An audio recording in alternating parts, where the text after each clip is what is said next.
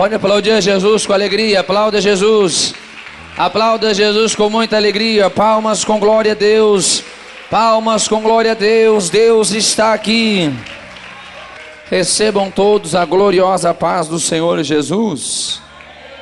Quem está feliz mesmo com Jesus, diga: eu estou feliz com Jesus.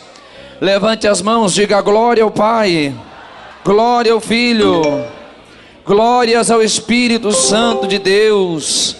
Mas graças a Deus que tem nos dado a vitória por nosso Senhor e Salvador Jesus Cristo. Todos começam dizendo: glória, glória, glória, glória, glória, glória a Deus. Isso, glória, glória, glória, glória, glória, glória a Deus.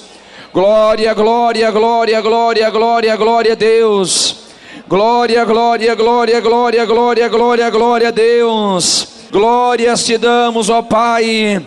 Glórias te damos, Senhor dos céus e da terra. Bendito é o nome do Senhor, Deus Todo-Poderoso. Estamos diante de Ti, meu Pai, nesta noite, para render-lhe glórias, para dar-te o louvor, meu Deus, que a Ti somente é digno. Santo, santo, santo, santo, santo, santo é o Teu nome. Glórias a Ti, ó Deus. Graças te damos, meu Pai, porque a boa mão do Senhor está sobre a tua igreja, a boa mão do Senhor está sobre os teus filhos. Graças a ti, meu Deus, pela tua fidelidade, meu Deus. Todos os dias temos contemplado, meu Deus, a misericórdia, meu Deus. O Senhor tem nos livrado, o Senhor tem guardado, o Senhor tem abençoado. Podemos levantar as mãos e dizer: graças a ti, ó Deus, graças a ti, meu Deus, graças a ti, meu Pai, Criador dos céus, Deus bendito, Deus grande, Deus eterno, Deus exclusivo, meu Deus. Não há ninguém como o Senhor, por isso nós te glorificamos. Fica conosco,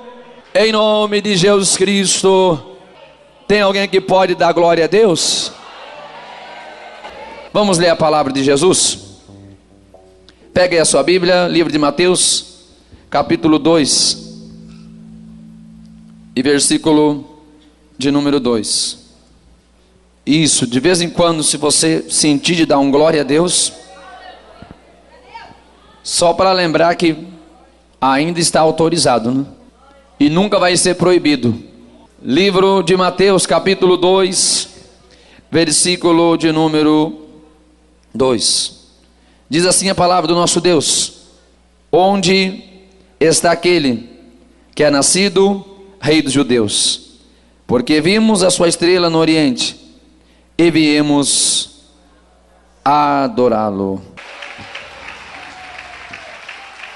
Presta atenção na palavra de Deus.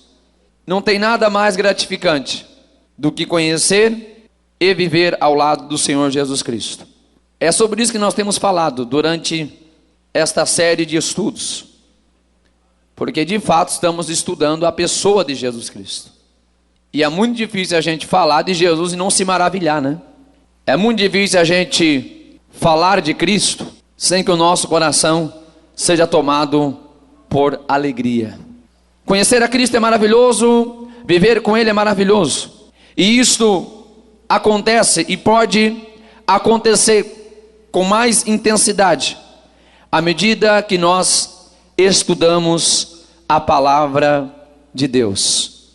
Quanto mais nós estudamos a palavra de Jesus e estudamos as obras de Jesus e começamos a entender a vida de Cristo, a missão dele, aquilo que ele fez dentro de um propósito, enquadrado em um contexto, limitado em um plano perfeito de Deus, a nossa devoção por ele tende a aumentar significativamente. Como nós estudamos e aprendemos? Tem uma palavra que está aqui, talvez você não conheça: estudo sistemático. O que é estudo sistemático? Eu penso que todos nós, como cristãos, temos, ou pelo menos deveríamos ter, o hábito, que não é um simples hábito, mas algo que fazemos costumeiramente, que é ler a Bíblia Sagrada. Eu parto do princípio que todo cristão lê a Bíblia, até porque é o livro que nós carregamos debaixo do braço. Mas não que não haja importância em simplesmente ler, porque a Bíblia é o poder de Deus, a Bíblia aberta é a palavra de Deus. Mas nós passamos a entender com mais clareza quando a gente faz um estudo sistematizado. O que é isso? É um estudo organizado, onde a gente começa a colocar cada coisa em um lugar, começa a separar os nomes, né? Aquilo que a gente diz, dar nome aos bois, né? Colocar os pingos nos is. A gente começa a entender cada ofício de Cristo. A gente começa a entender cada aspecto da vida de Cristo. Questões que, se a gente simplesmente fizer uma leitura corrida, né? Às vezes a gente lê correndo mesmo, né? Naquela pressa, só para aliviar a consciência e dizer, já li a Bíblia hoje? Normalmente a gente não se atenta a detalhes que fazem muita diferença. E eu parto no princípio que nenhum detalhe que esteja na Bíblia está por acaso. Eu creio piamente na inspiração das Sagradas Escrituras. E eu penso que nada, absolutamente nada que esteja na palavra de Deus está aqui por acaso. Mas como estou explicando, se a gente faz somente aquela leitura corrida, a gente pode perder muitos tesouros da palavra de Deus. E é por isso que nós estamos aqui nesta noite. E eu louvo a Deus com muita alegria, você não imagina o quanto, pela vida de cada pessoa que está aqui, participando deste momento de estudo da palavra de Deus. Você não imagina o quanto para mim é gratificante a oportunidade de poder falar da palavra de Deus com a igreja de Jesus Cristo. Pois enquanto nós vamos entendendo a palavra de Deus, exatamente como estamos explicando aqui, a nossa vida com Jesus melhora, no sentido da gente estar mais perto de Jesus, da gente conhecer Jesus e estar pronto para caminhar com Ele dentro daquilo que Ele propõe em sua palavra. Aquilo que frequentemente dizemos, relacionamento deve gerar conhecimento. Quando se convive muito tempo com uma pessoa, se deve conhecê-la mais. É exatamente este o propósito da nossa caminhada com Cristo, que cada dia possamos conhecer. Temos a palavra de Deus em nossas mãos. Vamos aproveitar a oportunidade, vamos aprender, vamos estudar, vamos aproveitar que nós temos este dia muito especial para nos reunir na casa de Deus e juntos desfrutarmos do conhecimento salvífico, do conhecimento libertador do nosso Senhor Cristo Jesus. E nós vamos ver nesta aula, vamos conhecer e vamos entender aquilo que Mateus fala de Jesus e aquilo que Marcos fala de Jesus. Vamos perceber que Mateus identifica, por um propósito que a gente vai aprender, ele identifica Cristo como rei, ao passo que Marcos, em seu evangelho, identifica Jesus como servo. Isso vai ficar muito claro para a gente, você vai entender, e eu tenho certeza que você vai sair daqui dando glória a Deus. Eu tenho certeza que quando você entender o porquê que a gente chama ele de rei e também de servo, olha, eu não tenho dúvida alguma, você vai sair daqui glorificando o nome de Jesus Cristo. Presta atenção na palavra de Deus. Temos 6 objetivos. Primeiro, a gente vai compreender porque Cristo é apresentado como rei em Mateus. Vamos compreender porque Cristo é apresentado como servo em Marcos. Vamos entender esses ofícios, conseguindo aplicá-los a Cristo. Através desta aula será explicado os efeitos destas verdades sobre a vida cristã. Não basta apenas aprender, tem que ser aplicado, senão não vai ter valor algum. Compreender a importância de praticar essas verdades, ter a vida transformada com o aprendizado.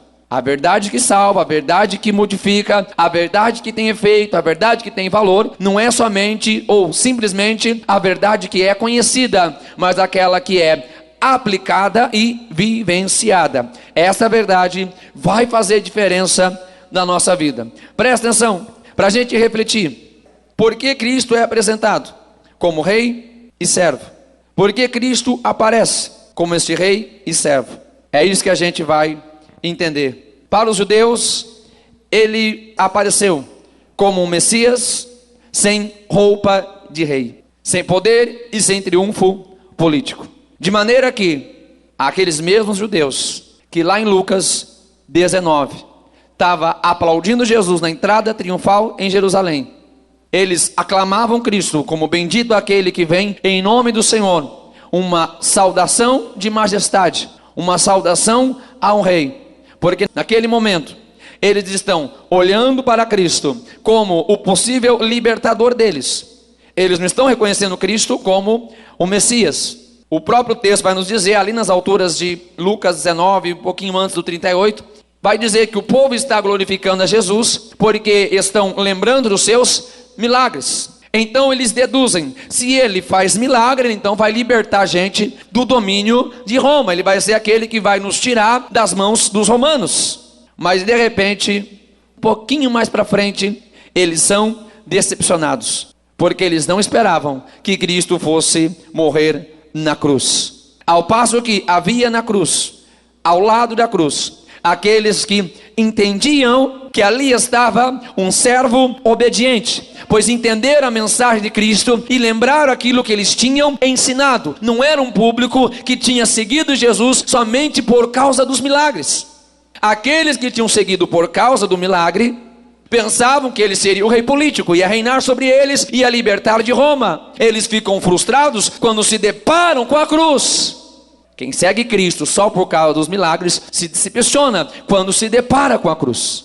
Ao passo que tinha pessoas ao lado da cruz, que tinham entendido a mensagem, tinham entendido a comunicação da palavra de Cristo, quando ele tinha se referido como o Cordeiro de Deus e como Salvador. Eles entenderam, e era assim que eles olhavam para Cristo, pois essas pessoas viram Cristo morrendo na cruz, viram o Cordeiro de Deus derramando seu sangue, e no terceiro dia, no domingo pela manhã, elas também contemplaram que aquele mesmo que havia falado que era necessário morrer, mas que ressurgiria, agora está se levantando, está saindo da sepultura, pronto para ser reconhecido como o Rei glorioso, como o Rei que venceu a morte e está pronto para ser glorificado. Preste atenção, temos um desafio a ser entendido também. Porque Cristo agiu como servo, mesmo sendo rei. É uma indagação que a gente já está respondendo aqui para vocês. Porque ele precisava ser servo, se ele já era rei? Primeiro, porque Cristo vem ser servo e morrer na cruz, para satisfazer a vontade do Pai, por meio da expiação. A gente já falou muito aqui sobre os efeitos do pecado, e o quanto Deus detesta o pecado. O que o pecado causou entre Deus e o homem. Deus aborrece. Deus não tem comunhão com o pecado separou o homem de Deus. O pecado causa a ira de Deus. No entanto que já na antiga aliança era derramado sangue de animais para aplacar a ira de Deus, para expiar o pecador, para cobrir o pecador, de maneira que ele perdesse o potencial de causar ira em Deus. É exatamente isto que Cristo faz. Cristo morre na cruz, ele vem ser servo, apesar que ele já era rei, mas ele vem como servo para trazer a expiação, para cobrir o pecado do homem diante de Deus, para que esse homem já não cause mais a ira de Deus através do seu pecado. Esse é o primeiro motivo. E o segundo, o porquê Cristo veio como servo, mesmo ele sendo rei. Ele veio trazer exemplo de uma vida cristã piedosa, na obediência e no serviço. Venho cumprir uma missão, satisfazer a justiça do Pai, mas também venho para dar exemplo. Por isso ele veio como homem, veio como servo. Seria muito fácil ele vir em forma espiritual, não teria dificuldade nenhuma. Mas ele não causaria a expiação, pois o sangue tinha que ser derramado, e também não poderia ser um exemplo, sendo ele um não humano. Ele, vindo como servo, vindo como homem, sendo o servo sofredor, ele se torna o nosso modelo. E nos ensina que é possível obedecer o Pai. Assim como ele obedeceu, nós também podemos obedecer. Assim como ele foi um servo que veio prestar um serviço, assim como ele foi um servo obediente que prestou um trabalho ativo aqui na terra, dentro do reino de Deus, ele continua sendo o nosso referencial, para que também obedeçamos e trabalhamos dentro do reino do nosso Pai Celestial. Cristo já deu exemplo, só basta a gente fazer igualmente ele fez. Ele é a nossa base, é o nosso modelo, é a nossa referência. Vamos fazer como Jesus. Filipenses 2, versículo do 5 a 8. De sorte que haja em vós mesmo sentimento que houve também em Cristo Jesus. É o que eu acabei de dizer. O mesmo sentimento, o mesmo modelo, a mesma base. Que sendo forma de Deus, não teve por usurpação ser igual a Deus. Ganância, vaidade, aquele desejo ambicioso. Mas aniquilou-se a si mesmo, tomando a forma de servo, fazendo-se semelhante aos homens, e achado na forma de homem, humilhou-se a si mesmo, sendo obediente até a morte, e morte de cruz. Com toda certeza, ele é digno de ser o nosso exemplo. Ele já nos mostrou como nós devemos fazer. Se nós somos discípulos de Cristo, nós vamos seguir as pisadas do nosso mestre. Se ele veio como servo, ele nos ensinou o que é servir. Se ele prestou um trabalho dentro do reino de Deus, ele nos ensinou que também existe um trabalho que nós fazemos para cumprir a missão que agora é minha e sua. Ele já cumpriu a dele, agora é eu e você que vamos dizer: Senhor, eu quero também cumprir tudo quanto o Senhor estabeleceu para a minha vida. Isto é ser servo obediente, isso é obedecer, isso é cumprir com o chamado de Deus. Preste atenção, introduzindo o nosso comentário. Preste atenção. Muito se fala sobre Jesus o Rei, Jesus o servo. Pouco se explica, de maneira que poucos entendem. E quase nada se aplica. Essa é a minha implicância, que eu sempre digo. Muito se fala, pouco se entende e quase nada se vive. Jesus é Rei? Sim. Jesus é o servo sofredor? Sim. Mas este conhecimento e estas verdades não se basta simplesmente vestir uma camisa dizendo Jesus é o Rei, ou colocar no vidro do carro o adesivo Rei dos Reis, Senhor dos Senhores, ou qualquer outra forma de manifestação pública. Não que não se possa fazer isso. Se você quiser fazer, pode fazer, não há problema algum, até é bonito. Mas preste atenção, não basta simplesmente uma expressão de dizer que ele é Rei, de dizer que ele é o servo do Deus vivo, que cumpriu a sua missão aqui na terra. Isso não basta. A pergunta é: temos Cristo como Rei em nossas vidas? Como eu sempre digo, é mais fácil dizer que Jesus é Rei do universo do que Rei da nossa vida. É muito mais fácil dizer que Cristo comanda tudo que existe do que dizer: Senhor, comanda a minha vida. Essa é a pergunta. Jesus é Rei, mas Ele está comandando o nosso coração? E a segunda pergunta é: se nós entendemos que Ele foi um servo obediente, temos nos espelhado em Cristo dentro do que Ele fez? Se reconhecemos que a obra dele foi uma obra sublime, nós temos procurado a cada dia a se adaptar àquilo que ele fez, a seguir aquilo que ele ensinou? Esta é a pergunta. É isso que nós temos que procurar entender e desenvolver aqui nesta noite. Aquilo que ele tem sido para nós. Não somente o que nós sabemos, ou aquilo que nós falamos, ou aquilo que nós ouvimos. A pergunta é: o que eu e você temos aplicado em nós a respeito de Cristo sendo Rei e ele sendo o servo modelo, aquele que ensinou a obedecer perfeitamente ao Pai Celestial. Esta é a nossa pergunta, é isso que a gente precisa responder. O que isso representa para nós? Tópico de número 1. Vamos definir os termos. Vamos entender o Cristo Rei, vamos entender o Cristo Servo. Mas antes vamos entender isso, grosso modo. Basicamente, o que é um rei, o que é um servo.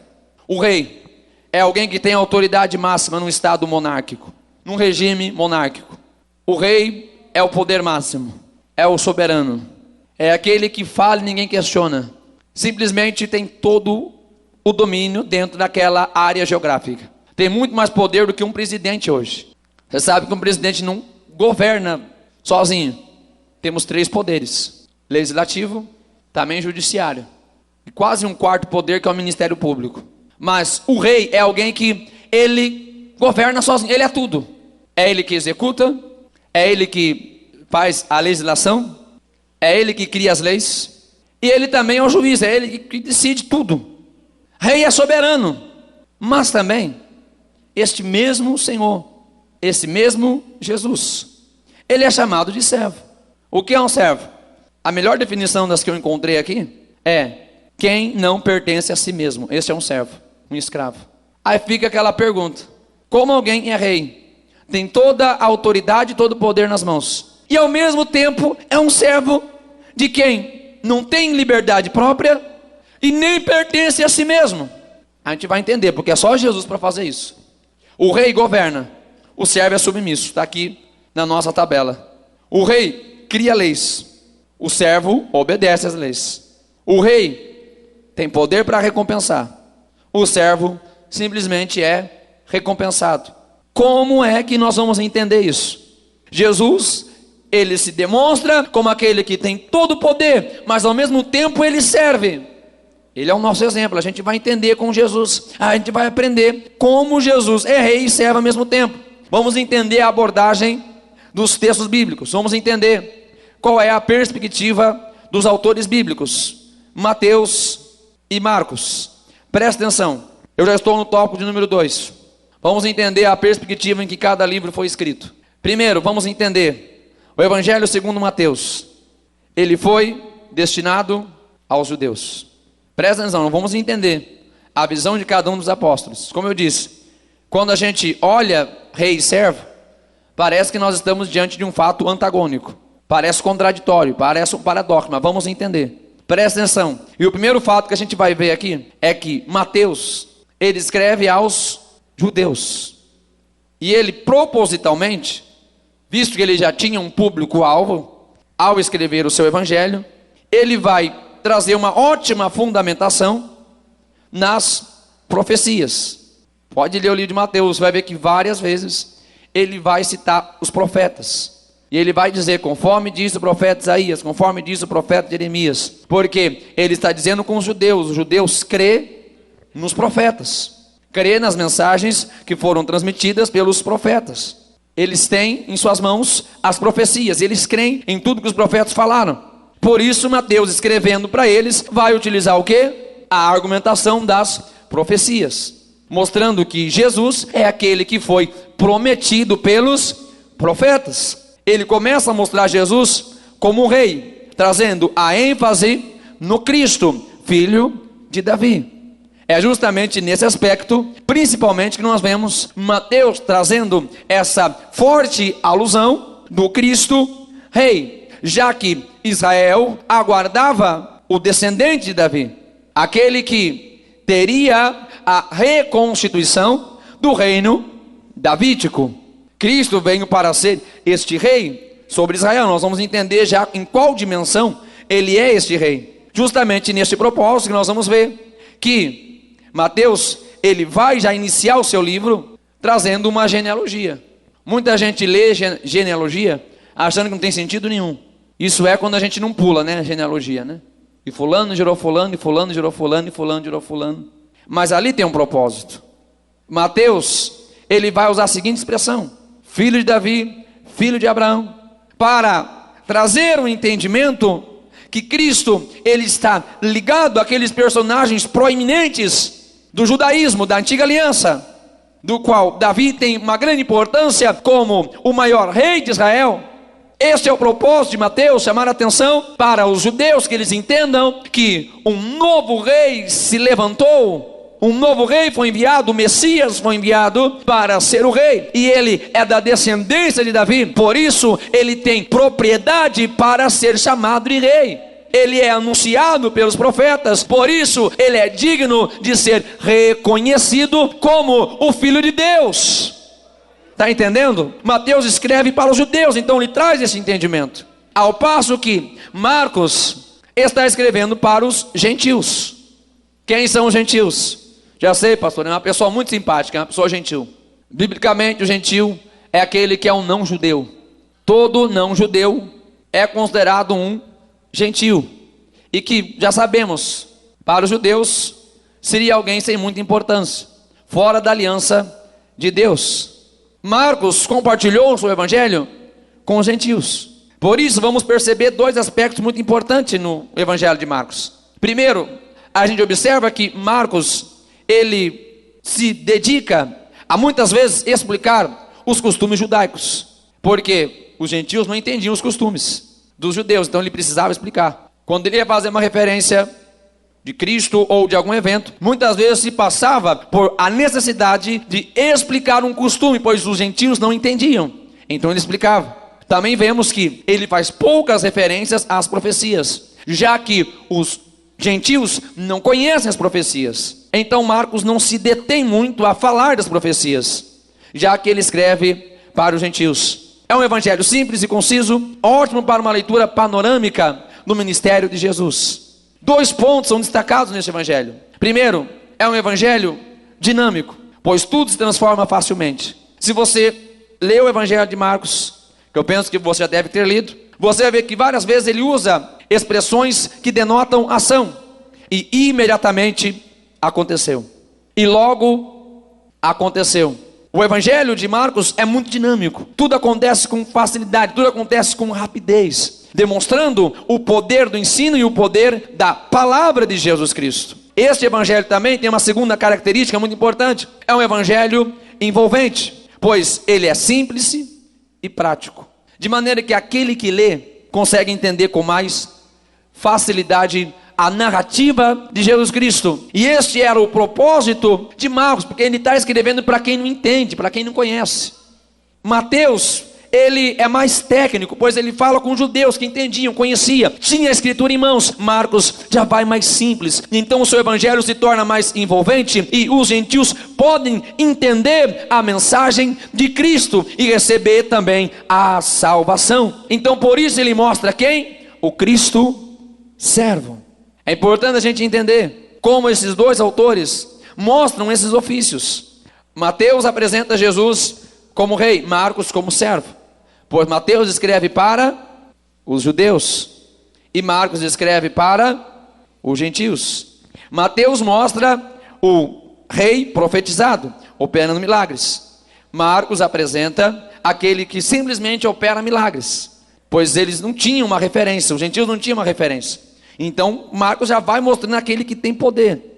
Mateus está mostrando a divindade pelo nascimento e obras, mostra a genealogia de onde Jesus veio e o que ele está fazendo. Já Marcos já é mais objetivo, ele mostra que Cristo é divino simplesmente por aquilo que ele faz. Em Mateus nós identificamos que esses judeus que recebem a mensagem rejeitam a mensagem do reino, e o reino de Cristo se transforma em um reino ministerial, e um reino de serviço, e um reino de trabalho, que é estabelecido no coração daqueles que recebem e daqueles que creem, e que fica na expectativa do estabelecimento do reino eterno, que ainda há de vir através de Cristo Jesus glorificado. Marcos, ele mostra aos seus leitores que Cristo, o Senhor, ele é o Senhor da vida, venceu a morte, ressuscitou e trouxe a salvação a todas as pessoas. Por isso que Marcos é quem escreve que se prega o evangelho a toda criatura, pois ele está trazendo o evangelho justamente àqueles que estavam separados, aqueles que estavam fora da intenção dos judeus de receber a mensagem de Deus. Então Marcos diz: leve-se o evangelho a toda criatura, anuncie-se sobre toda a terra este Cristo, que é o servo sofredor, ele é o Senhor da vida, da morte e da ressurreição, e através dele nós temos a salvação. Está entendendo os propósitos? Mateus escreve com propósito, Marcos escreve com propósito. Tópico de número 3, para a gente quase terminar: aplicando os ofícios de Cristo. Como já falamos, Mateus apresenta Cristo como rei. Mas que tipo de rei é Jesus? Este rei que foi profetizado no Antigo Testamento. Para eles, pensavam que este rei ia libertar eles do jugo romano, da opressão romana. Mas na verdade, este rei veio libertar o seu povo do diabo e do pecado, da escravidão do pecado. Este era o propósito de Jesus, como lemos nos evangelhos e em todo o Novo Testamento. Este Cristo apresentado em Mateus também é legislador. Ele, como legislador, ele cumpriu a lei. Diferente do que os fariseus tentavam acusá-lo, como aquele que blasfemava e não cumpria a lei. Cristo cumpriu a lei, isso fica claro. Ele diz: não vim destruir, mas vim cumprir. Ele está cumprindo para se tornar a justiça de Deus, para ser conhecido como o justo de Deus. Ele, cumprindo a justiça, ele se torna o justo juiz, capaz de julgar a todos. Cristo cumpre a justiça para ser o dono, o proprietário, o responsável da justificação humana. Ao mesmo tempo de justificador, ele também é aquele que será o juiz. Hoje ele justifica, amanhã ele será o juiz e terá toda a propriedade para julgar, porque ele cumpriu toda a justiça, ele cumpriu toda a lei e deu a oportunidade àqueles que crescem receber a justiça. E a oportunidade é agora. A oportunidade de receber a justiça que vem de Cristo é hoje, porque amanhã ele será o juiz. Em terceiro lugar, o que vemos em Mateus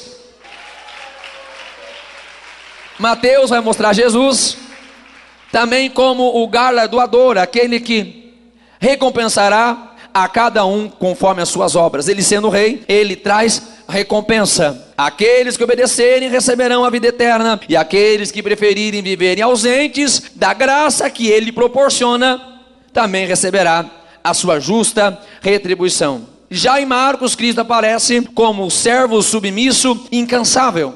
É aquele que trabalha ativamente, realizando a obra do seu Pai. Como já disse, Cristo é exemplo de trabalho. Trabalha de forma incansável seu Pai. É o nosso exemplo de trabalho. Este servo aparece em Marcos como aquele que obedece a Deus e a sua lei. E nós identificamos de forma clara: a mais perfeita obediência que já existiu está em Jesus. Onde é que a gente vai ver alguém obedecendo, sabendo que na sua obediência vai morrer? A gente obedece esperando benefício, não é isso? A gente obedece esperando ganhar alguma coisa. Não é até assim que a gente ensina nossos filhos? Obedece que você vai ganhar o carrinho, vai ganhar o presente, vai ganhar o brinquedo. E a gente cresce com isso a vida toda, a gente pensa que tem que ser assim. A gente vai obedecer só se tiver alguma recompensa. Cristo está obedecendo, e é o maior exemplo de obediência, pois ele obedece, mesmo sabendo, conforme Filipenses 2, versículo 8, que a sua obediência vai levá-lo a morrer. Sem dúvida alguma, Cristo é o exemplo de renúncia e obediência que deve ser seguido por todos os servos de Deus, por todos aqueles que estão no reino de Deus. Ele é o servo, exemplo de obediência. Ao passo que nós vemos também que Jesus é o exemplo do servo recompensado, pois o texto vai nos dizer, onde nós lemos Filipenses 2:9, vai dizer que o Pai exaltou o seu nome, lhe deu um nome que é sobre todos os nomes, sobre o qual todos devem ser salvos. Pelo nome de Cristo, sinais e prodígios acontecem. Somente pelo nome de Jesus os demônios podem ser expulsos. Somente Jesus tem um nome que está acima de todos os nomes. Como diz ainda o autor aos Hebreus, capítulo 1, versículo 4, o nome de Jesus é maior do que o nome dos anjos, é maior do que o nome de quem quer que seja. Deus exaltou o seu nome e lhe deu o maior de todos os nomes. Bendito é o nome do Senhor Jesus. Bendito é o nome do Senhor Jesus.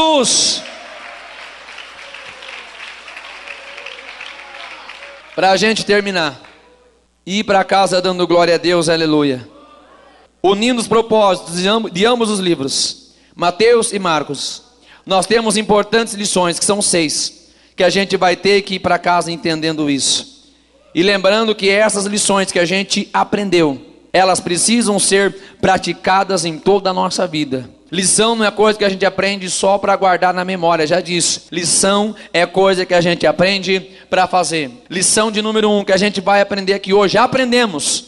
Primeiro, o homem deve receber a Cristo e tê-lo como rei e soberano da sua vida.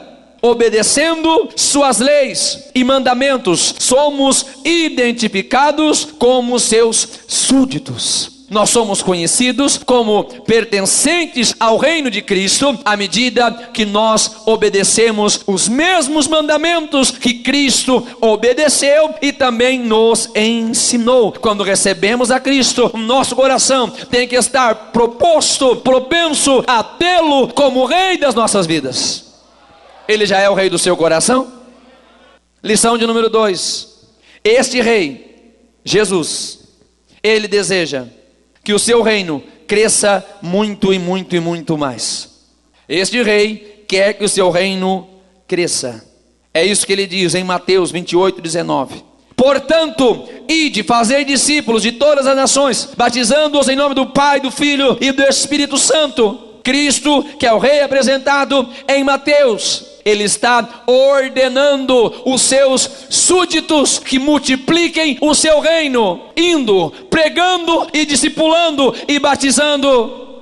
Será que nós estamos obedecendo a ordem do nosso Rei? Será que nós estamos trabalhando ativamente dentro do que o Rei nos mandou fazer? Eu e você somos responsáveis pelo crescimento do reino de Deus aqui nesta terra. Todos nós. Se é que nós identificamos como súditos de Cristo, o nosso Rei está esperando a gente trabalhar mais para o reino dele aumentar.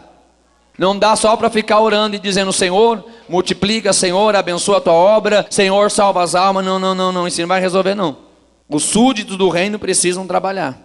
Lição 3. O Rei não deseja. Falamos o que ele deseja, agora vamos falar o que ele não deseja. Está no nosso material. Lição 3. O que o Rei não deseja? Um reino dividido internamente.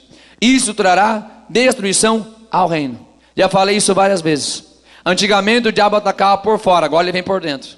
Porque ele viu que, já falei isso várias vezes, estou falando de novo. Porque ele viu que quando atacava por fora, a igreja só se unia e crescia. Percebe que uma família é desse jeito. Quando o ataque é de fora, a família se une, é ou não é? Quando é um problema fora da família. Agora, quando é dentro, entre a família, é mais difícil. Por exemplo, teve um desemprego. Casal se abraça, não, vamos vencer, vai dar certo, vou trabalhar, vamos ajudar. Aí de repente um começa a olhar para o outro com um olhar meio estranho, já não se entende mais. O reino está dividido. O problema que vem de fora é muito mais fácil resolver do que o problema quando vem de dentro. E o diabo já descobriu isso.